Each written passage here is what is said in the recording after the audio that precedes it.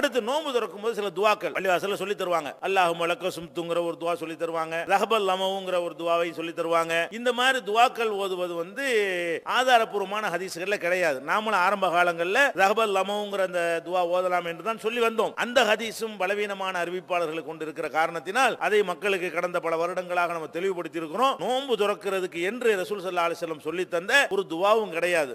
பொதுவாக உண்ணும் போது பருகும் போது பிஸ்மில்லா சொல்லணும்ல, அந்த மாதிரி சாப்பிட்றோமா பிஸ்மில்லான்னு சொல்லி நோன்பு திறந்துடணுமே தவிர அந்த நேரத்தில் ஒரு துவாவை சொல்வது ஒருத்தர் சொல்லி கொடுக்கிறது இதெல்லாம் என்ன இல்லை, அட்டையில போட்டிருப்பாங்க அல்லாஹ் லக்க சும்து ஒபிக்க ஆமன் தூண்டு. இந்த மாதிரியான துவாக்களுக்கெல்லாம் ஆதாரப்பூர்வமான ஹதீஸ்ல இடம் கிடையாது.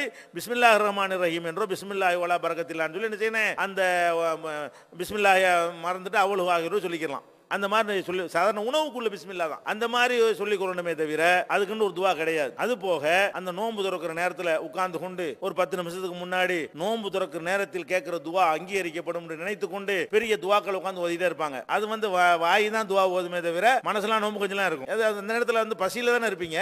இது ரசூலுல்லாஹ் சொல்லித்தர கிடையாது. அதாவது நோன்பு துறக்கிற நேரத்தில் ஒரு துவாவை செய்து கொள்ளுங்க. அவசரமா துறறான்னு சொல்லக்கூடிய ஒரு மார்க்கத்தில் இந்த நேரத்தில் இது மாதிரிலாம் சொல்லிட்டு இருப்பாங்க. சில பேர் என்ன செய்வாங்கன்னு கேட்டா நோன்பு திறந்த உடனே மகரிப் தொழுகை இருக்கிறது. அது ஒரு முக்கியமான ஒரு விஷயம். நோன்பு திறந்த உடனே மகரிப் தொழுகையை உடனே பாங்க சொல்லி காம சொல்லி விட்டுருவாங்க. அப்ப சொல்லும்போது என்ன அவன் பேரசமத்துன்னு ஓடி வந்து ஜமாத்துல சேரணும்னு வருவான்.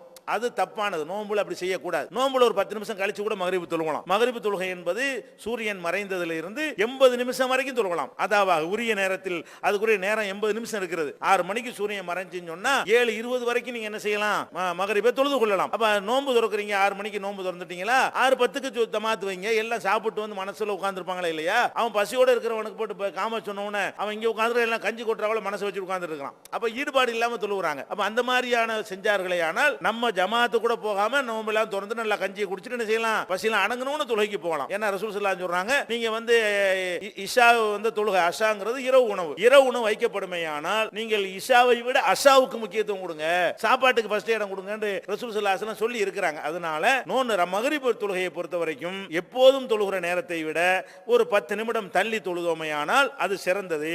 அதுபோக நிறைய சட்டங்கள் இருக்கிற விரிவாக நீங்கள் இந்த சட்டங்களை அறிந்து கொள்ள விரும்பினீர்களே ஆனால் நோன்பு என்ற தலைப்புல ஒரு புத்தகம் வெளியிட்டிருக்கிறோம். அதுல நிறைய உங்களுக்கு நோன்புடைய எல்லா சட்டங்களும் தொகுத்து தரப்பட்டிருக்கிறது.